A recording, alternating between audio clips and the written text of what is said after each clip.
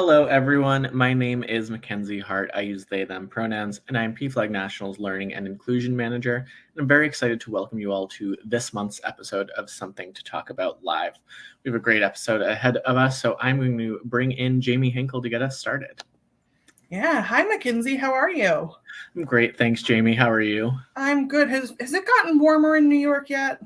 A bit warmer. I mean, last weekend was just so cold, so I don't know if anything will ever be that cold again. So taking every day with a little bit of joy. Yeah, that sounds wonderful. Well, thank you for being with us and for hanging out with folks in all of the comments and the chat spaces. We will maybe see you soon. Awesome. Thanks, Jamie. All right. And thank you all, like Mackenzie said, for joining us for this month's Something to Talk About Live. My name is Jamie Hinkle. My pronouns are she and her, and I am the Interim Director of Learning and Inclusion at PFLAG National. And I'm really excited for today's conversation. We're using an article called Black Joy is for Black Queer Youth Too from parents.com, and it was written by a journalist named Amaris Ramey. And I'm really excited to introduce our guests to be a part of this dialogue with us, to be a part of this really important conversation. And so, hello. Thank you so much for joining us. First things first, could you introduce yourself to our audience and maybe tell us a little bit about the work that you have done, the work that you are doing, and how you're connected with PFLAG? Great. So happy to be here this morning. And I'm Sikivu Hutchinson. I'm from South LA, and I'm the founder of the Women's Leadership Project, which is a Black feminist mentoring, civic engagement, and advocacy program for Black girls, girls of color, queer and gender expansive youth. We're based in South LA, and we primarily serve middle and high school students. And then I'm also the founder of the Black LGBTQI plus parent and caregiver group, and we started in 2019, really because there were no culturally responsive and culturally relevant spaces for Black families parenting and caregiving Black queer youth in the South Los Angeles area. And so subsequent to that, I joined the PFLAG Black Parent and Caregiver Affinity Group, and I've been a part of that group for about a year now. That's wonderful. And it sounds like you're not busy at all. I mean, there's nothing going on in your life right now. Free time. Well, thank you so very much for being with us and for sharing and for all of the work that you're doing. And, you know, in 2021, you wrote an op-ed that was published in the LA Times, and it was about the addition of ethnic studies as a graduation requirement for high schoolers in the state of California. And the piece that you wrote was about all of the work that needed to be done to ensure that Black queer youth were included in that conversation and that their needs were being met inside and outside of the classroom. And so I'm wondering, can you give us any updates on that work? Do you have anything to report, whether it's good news or bad news on the work that's being done in that space to ensure that people's voices are included in the classroom? Yeah, so not only did the state of California mandate that students take ethnic studies classes, but back in 2011, the FAIR Act was passed, and the FAIR Act requires that teachers employ culturally responsive pedagogy that not only attends to the needs of communities of color, but also attends to the needs of queer communities across ethnicity. And it's been my observation that despite having extremely momentous policies like the FAIR Act and the passage of this requirement for ethnic studies in 2021, that there are still a lot of gaps when it comes to really uplifting and amplifying all of the rich social history that we know queer communities have contributed to the United States. And it's really been problematic for me to see as a parent of a 10th grader that many of these courses, ethnic studies overarchingly, or African-American studies, Mexican-American studies, what have you, are not actively incorporating queer histories and queer resistance struggles and queer artistry. So there have definitely been issues with the implementation of that directive. The class of 2027 in LAUSD is required to take an ethnic studies course, and ethnic studies is only a semester-long course. There, like I said, are other courses that are under that umbrella: African American studies, as I cited before, African American literature, that students can take.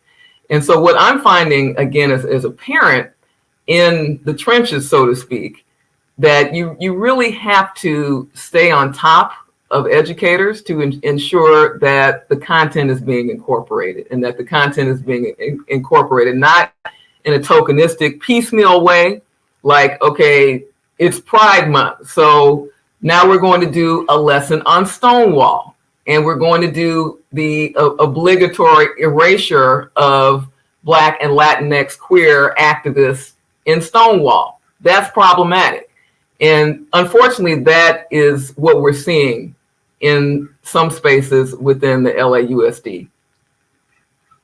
Thank you so much for that update. And what is sort of an additional piece to this, and I'm wondering if you have any insights you can share, is for people like you and me who live in states like Oregon and California, we're having these nuanced conversation about curriculum and about making sure that queer voices are included in these curriculum.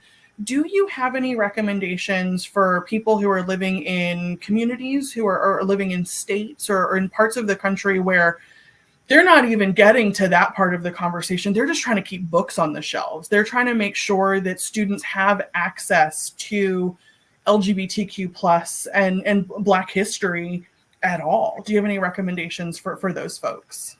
Yeah, I think the primary recommendation is to become involved, to go to the school board, to participate in those meetings, in those parent councils, and those parent advisories. Make your voices heard. I mean, it's really an inflection point when it comes to ensuring that there is advocacy on an intersectional level, that it's not just white voices, European American, queer voices that are heard. We really, really need African American parents, BIPOC parents to step up. It's really been difficult within my local school district to reach out to other Black parents and caregivers to ensure that they know that there is this resource, a local resource that we've created for Black parents and caregivers of Black queer youth, and that there are advocacy groups that specifically meet the needs of Black queer youth, be it Black queer youth that are struggling with being unhoused or being disproportionately criminalized and policed, or not having access to healthy food, not having access to safe spaces. I mean, that's a really core issue here in South LA, that we sponsor a Youth of Color Queer Institute. We sponsor a Black LGBTQ Youth Institute. And these are spaces that we open up twice a year. But throughout the year, in terms of the overarching community, there are very few accessible spaces for queer youth of color, for Black youth who identify as queer or gender expansive, to access.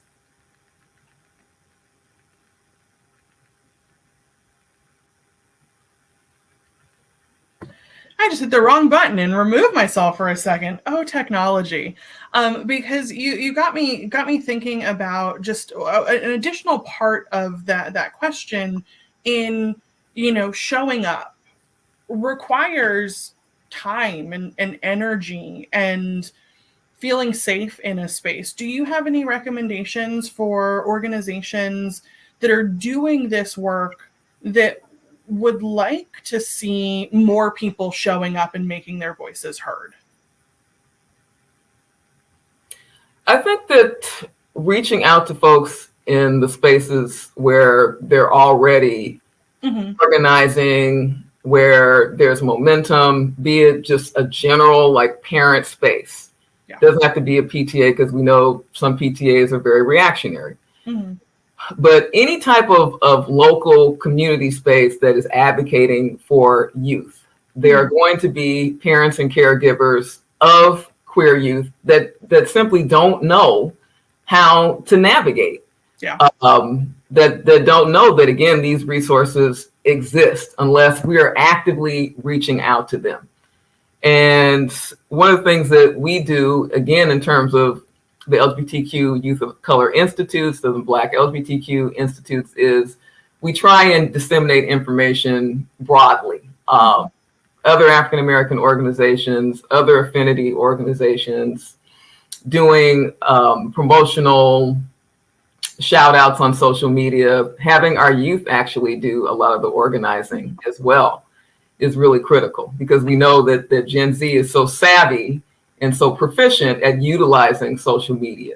Yeah. And so that has really been an asset for us, tapping into our youth peer educators who are leading the way, I might add, in terms of being critically conscious about how they're impacting their school communities and really educating adults, most of us who are Gen Xers or baby boomers or older, blithely ignorant about what's happening in their lives when it comes to institutionalized homophobia and transphobia and microaggressions. So, it's a really collective and village approach that we have to adopt. We do book clubs, for example, that are multi-generational.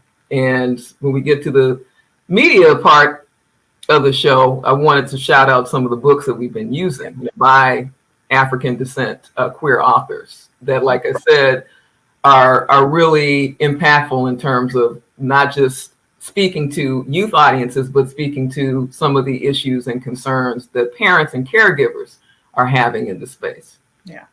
Well, and that is just such an amazing segue into the article that we used for folks to guide this conversation on their own, centered a lot on media representation in a number of different ways. And the author really focused on how this media representation can impact Black queer young people. And one of the examples that was shared is the author mentioned two pretty well-known Black celebrities very publicly threatening their sons with violence if they defied gender norms or if it ended up that they were gay. And I'm wondering if you could share sort of your thoughts on why celebrities feel comfortable saying those sorts of things publicly, because it can be sort of shocking sometimes that with the platforms they have, the things that tend to come out of people's mouths. So I'm just wondering if you have any insight on that. Yeah, well, certainly they're symptomatic of the broader structural issues with deeply entrenched homophobia and transphobia, heteronormativity, and heterosexism. So we can't deny that is a pervasive and insidious cancer within celebrity culture. And then when it comes to folks like Kevin Hart, there is this attempt to, I believe, overcompensate vis-a-vis Black masculinity, that there has to be this performative Black masculinity that is totally embracing of these extremely toxic heterosexist and heteronormative masculine tropes.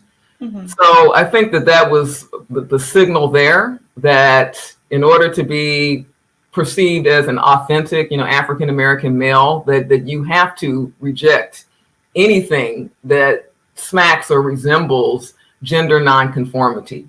And particularly when we're talking about our children, that we have to hew to this paradigm of patriarchal masculinity in addition to Christian respectability. I think that undergirds, unfortunately, a lot of the homophobic and transphobic backlash that we're seeing in some segments of the African American community. Yeah, and how do you think that public statements like that and the attention that media places on them impact Black queer youth? I think the impact is devastating, and we've certainly seen that in the stats. The high rates of suicide, the high rates of depression, the high rates of anxiety, the high rates of folks being pushed out of school, pushed out of homes, becoming homeless.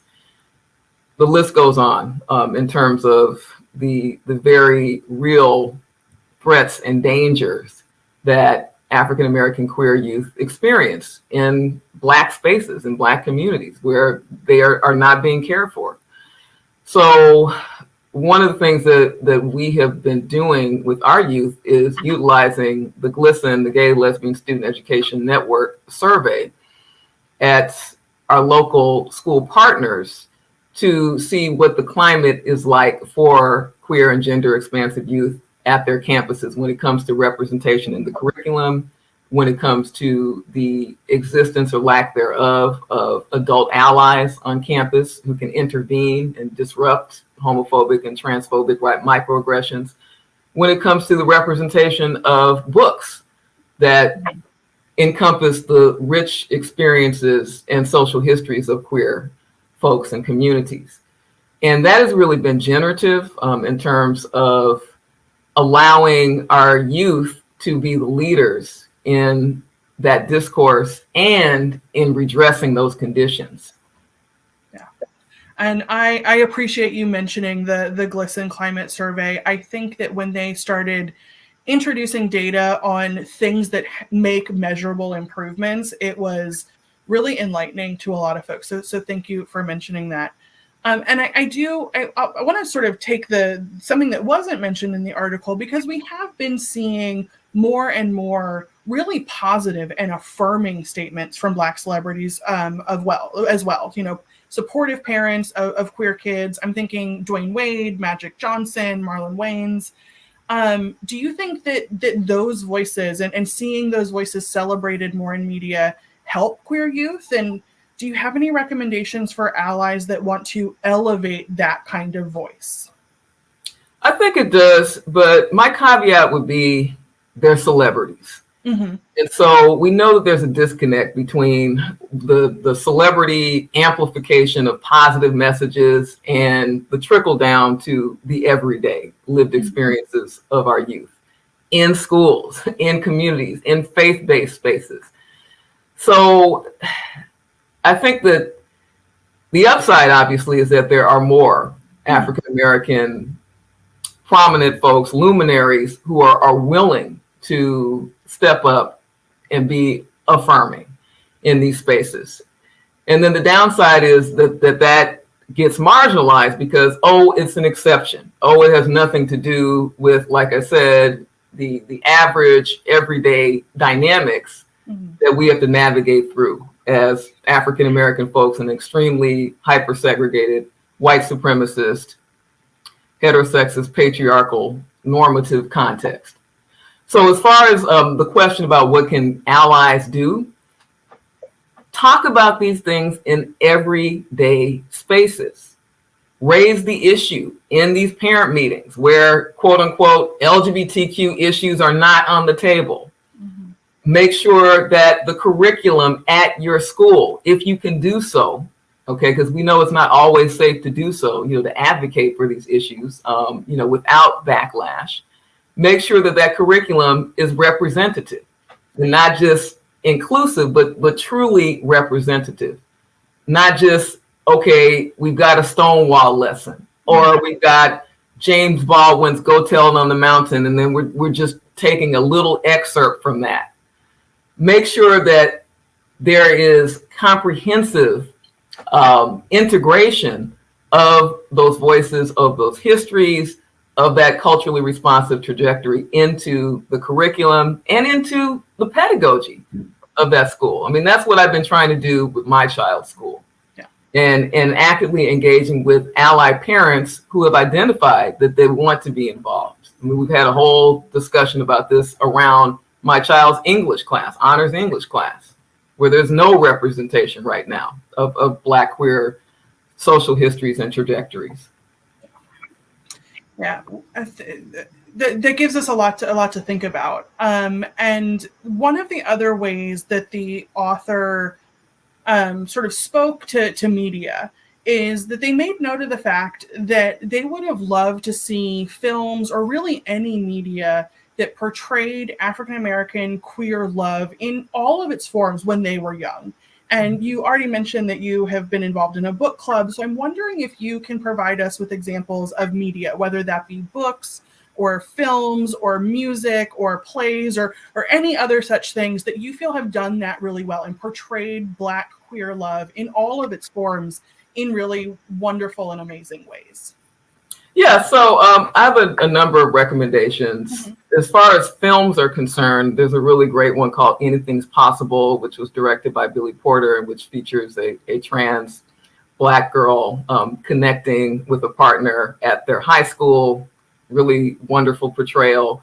There's Pariah by Dee Rees, who's also an African-American director, and that actually came out over a decade ago, and it focuses on a Black queer female identifying teen navigating coming out, navigating identity, navigating toxicity in her household, but also navigating relationships, I think, in a way that's really evocative.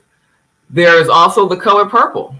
I don't know if folks in the audience have had an opportunity to see that yet, but this iteration is far more explicit in terms of showing the intimate friendship between Celie, the protagonist, and Suge, the African-American singer and performer.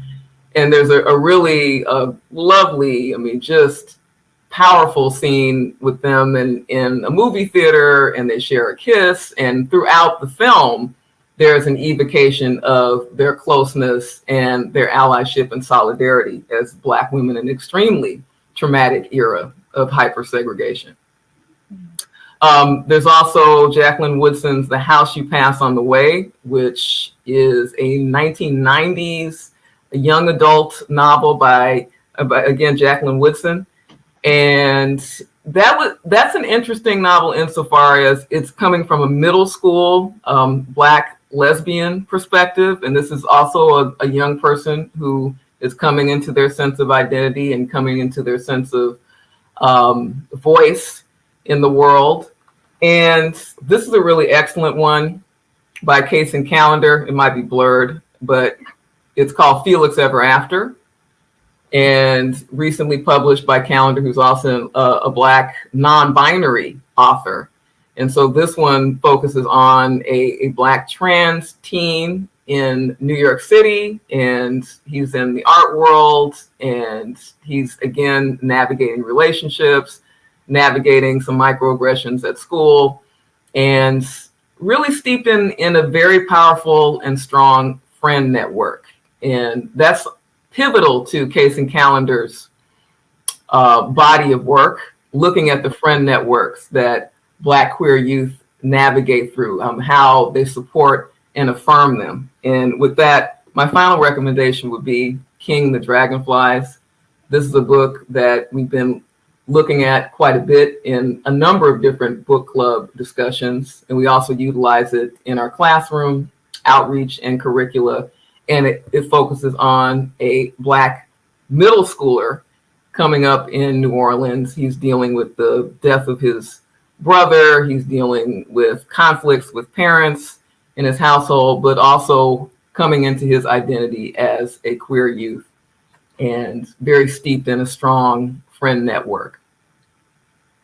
I feel like I just added like 3 or 4 things to my book list. So my Kindle's going to get a lot of work over the next few months.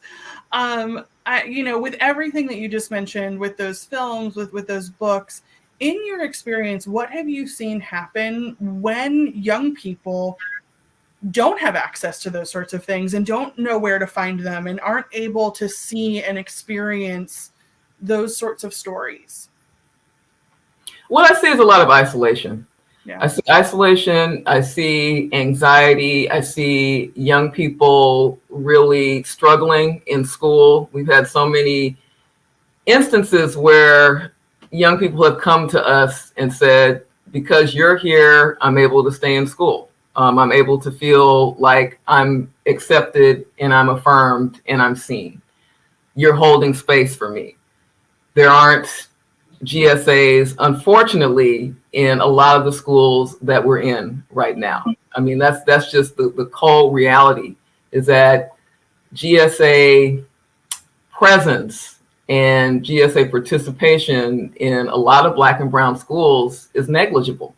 Mm-hmm. And We just did a faculty presentation, for example, just last week with our students on the GLSEN survey responses. And a faculty member said that they had attempted to convene a club, not necessarily under the mantle of GSA, but a club for LGBTQ plus youth.